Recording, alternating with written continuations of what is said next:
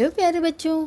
तो आइए आज हम पढ़ते हैं कक्षा 8 का वसंत भाग 3 पाठ नंबर 13 जहाँ पहिया है।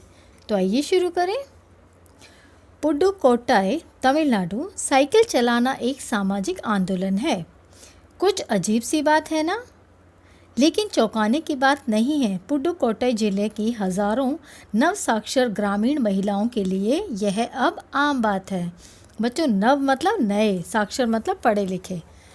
अपने पिछड़ेपन पर लात मारने, अपना विरोध व्यक्त करने और उन जंजीरों को तोड़ने का जिनमें वे जकड़े हुए हैं, कोई ना कोई तरीका लोग निकाल ही लेते हैं। कभी कभी ये तरीके अजीबोगरीब होते हैं। भारत के सर्वाधिक गरीब ज़िलों में से एक है पुडुकोट्टाई। पिछले दिनों यहाँ की ग्रामीण महिलाओं ने अपनी स्वाधीनता, आज़ादी और गतिशीलता को अभिव्यक्त करने के लिए प्रतीक के रूप में साइकिल को चुना। उनमें से अधिकांश नवसाक्षर थीं। अगर हम 10 वर्ष से कम उम्र की लड़कियों को अलग कर दें तो इसका अर्थ यह होगा कि यहाँ ग्रामीण महिलाओं के 1/4 हिस्से ने साइकिल चलाना सीख लिया है और इन महिलाओं में से 70,000 से भी अधिक महिलाओं ने प्रदर्शन एवं प्रतियोगिता जैसे सार्वजनिक कार्यक्रमों में बड़े गर्व के साथ अपने नए कौशल होता है बच्चों, स्किल, नए कौशल का प्रदर्शन किया और अभी भी उनमें साइकिल चलाने की इच्छा जारी है। वहाँ इसके लिए कई प्रशिक्षण शिविर चल रहे हैं। प्रशिक्षण शिविर होता है बच्चों, ट्रेनिंग कैंप्स। ग्रामीण पुडुकोट्टाई के मुख्य इलाकों में अत्यंत रूढ़िवादी ऑर्थोडॉक्स पृष्ठभूमि से आई युवा मुस्लिम लड़कियां सड़कों से अपनी साइकिलों पर जाती हुई दिखाई देती हैं। जमीला बीवी नामक एक युवती ने, जिसने साइकिल चलाना शुरू किया है, मुझसे कहा, यह मेरा अधिकार है। अब मैं कहीं भी जा सकती हूँ। अब हमें बस का इंतज़ार नहीं करना पड़ता। मुझे पता है कि जब मैंने साइकिल चलाना शुरू किया तो लोग फब्तियाँ कसते थे। फब्तियाँ होता है बच्चों, टॉन्ट कसना। लेकिन मैंने उस पर कोई ध्यान नहीं दिया। फातिमा एक माध्यमिक स्कूल में पढ़ाती हैं और उन्हें साइकिल चलाने का ऐसा चाव लगा है कि हर शाम आधा घंटे के लिए किराए पर साइकिल लेती है। एक नई साइकिल खरीदने की उनकी हैसियत नहीं है। फातिमा ने बताया कि साइकिल चलाने में एक ख़ास तरह की आज़ादी है। हमें किसी पर निर्भर नहीं रहना पड़ता। मैं कभी इसे नहीं छोड़ूंगी। जमीला, फातिमा और उनके मित्र अवकन्नी, इन सब की उम्र 20 वर्ष के आसपास है और इन्होंने अपने समुदाय की अनेक युवतियों को साइकिल चलाना सिखाया है। इस जिले में साइकिल की धूम मची हुई है। इसकी प्रशंसकों में हैं महिला खेतीहर मजदूर, पत्थर खदानों में मजदूरी करने वाली औरतें और गांवों में काम करने वाली नर्सें, बालवाड़ी और आंगनवाड़ी कार्यकर्ता, बेशकीमती पत्थरों को तराशने में लगी औरतें और स्कूल की अध्यापिकाएं भी साइकिल का जमकर इस्तेमाल कर रही हैं। ग्राम सेविकाएं और दोपहर का भोजन पहुंचाने वाली औरतें भी पीछे नहीं हैं। सबसे बड़ी संख्या उन लोगों की है जो अभी नवसाक्षर हुई हैं। जिस किसी नवसाक्षर अथवा नई साइकिल चलाने वाली महिला से मैंने बातचीत की, उसने साइकिल चलाने और अपनी व्यक्तिगत आज़ादी के बीच एक सीधा संबंध बताया। साइकिल आंदोलन की एक अगुआ का कहना है, मुख्य बात यह है कि इस आंदोलन में महिलाओं को बहुत आत्मविश्वास प्रदान किया। महत्वपूर्ण यह है कि इसने पुरुषों पर उनकी निर्भरता कम कर दी है। अब हम प्राय देखते हैं कि कोई औरत अपनी साइकिल पर 4 किलोमीटर तक की दूरी आसानी से तय कर पाने लगी है। कभी कभी साथ में उसके बच्चे भी होते हैं। यहाँ तक कि साइकिल से दूसरे स्थानों में से सामान ढोने की व्यवस्था भी खुद ही की जा सकती है। लेकिन यकीन मानिए, जब इन्होंने साइकिल चलाना शुरू किया तो इन पर लोगों ने जमकर प्रहार किया, जिससे इन्हें झेलना पड़ा। गंदी टिप्पणियां की गई, लेकिन धीरे धीरे साइकिल चलाने को सामाजिक स्वीकृति मिली। इसीलिए महिलाओं ने इसे अपना लिया। साइकिल प्रशिक्षण शिविर देखना एक असाधारण अनुभव है।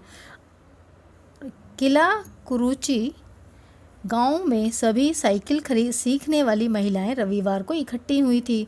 साइकिल चलाने के आंदोलन के समर्थन में ऐसे आवेग देखकर कोई भी हैरान हुए बिना नहीं रह सकता। उन्हें इसे सीखना ही है। साइकिल ने उन्हें पुरुषों द्वारा थोपे गए दायरे के अंदर रोज़मर्रा की घिसी पिटी चर्चा से बाहर निकलने का रास्ता दिखाया। ये नव साइकिल चालक गाने भी गाती हैं। उन गानों में साइकिल चलाने को प्रोत्साहन दिया गया है। इनमें से एक गाने की पंक्ति का भाव है, ओ बहना आ सीखें साइकिल घूमे समय के पहिए संग।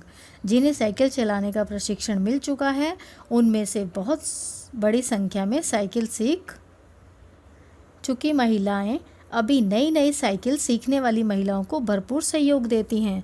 उनमें यहाँ न केवल सीखने सिखाने की इच्छा दिखाई देती है बल्कि उनकी बीच यह उत्साह भी दिखाई देता है कि सभी महिलाओं को साइकिल चलाना सीखना चाहिए।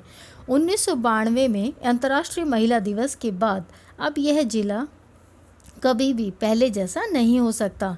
हैंडल पर झंडियां लगाए घंटियां बजाते हुए साइकिल पर सवार 1500 महिलाओं ने पुडुकोट्टई में तूफान ला दिया। महिलाओं की साइकिल चलाने की इस तैयारी ने यहाँ रहने वालों को हक्का बक्का कर दिया। हक्का बक्का मतलब हैरान कर दिया।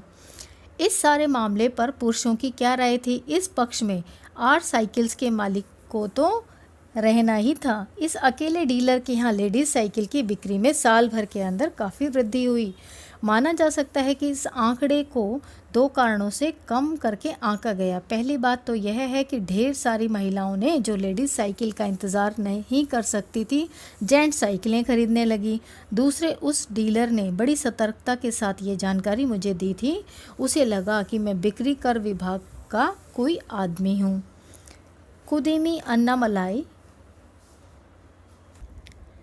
कुदुमी अन्नामलाई की चिलचिलाती धूप में एक अद्भुत दृश्य की तरह पत्थर के खदानों में दौड़ती भागती 22 वर्षीय मनोरमनी को लोगों ने साइकिल सिखलाते देखा। उसने मुझे बताया, हमारा इलाका मुख्य शहर से कटा हुआ है। यहाँ जो साइकिल चलाना जानते हैं उनकी गतिशीलता बढ़ जाती है। साइकिल चलाने के बहुत निश्चित आर्थिक निहितार्थ थे। इससे आय में वृद्धि हुई है। यहाँ की कुछ महिलाएं अगल बगल के गांवों में कृषि संबंधी अथवा अन्य उत्पाद बेच आती हैं।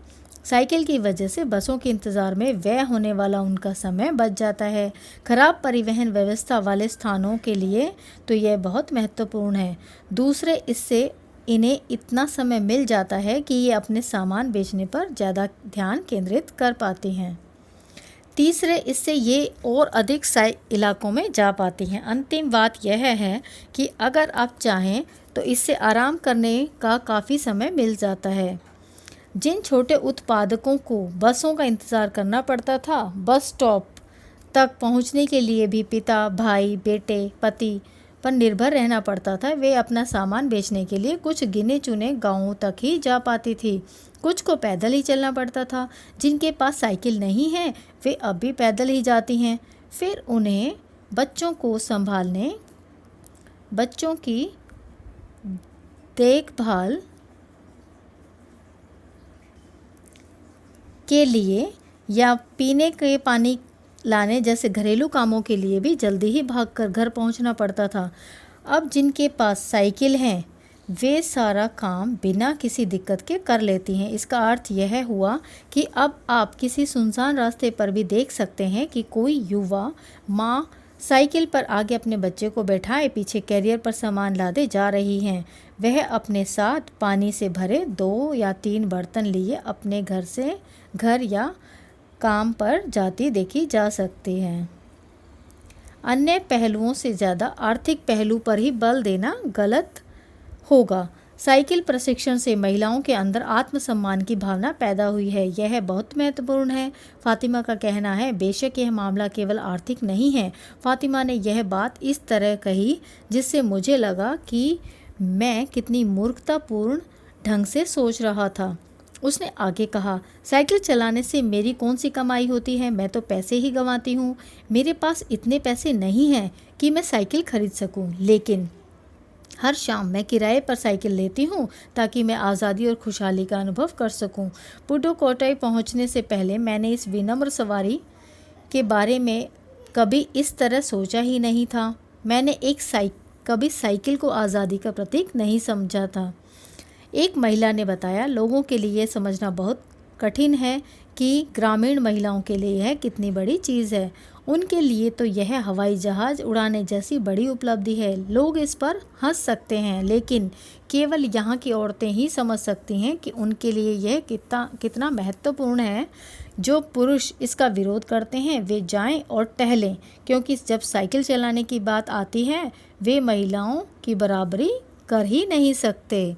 तो बच्चों, ये कहानी थी जहाँ पहिया है, और इसके लेखक है पी साईनाथ। उम्मीद है ये आपको पाठ समझ में आया होगा।